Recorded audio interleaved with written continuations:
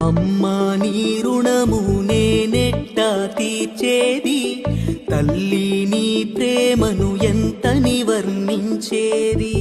రాత రాసే బ్రహ్మైనా అమ్మకు కొడుకేగా, అమృతం ఎంతున్నా నీతో సమమౌనా.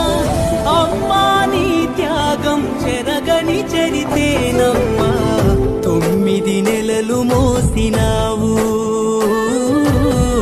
పేగు తెంచి ఊపిరుదినావు.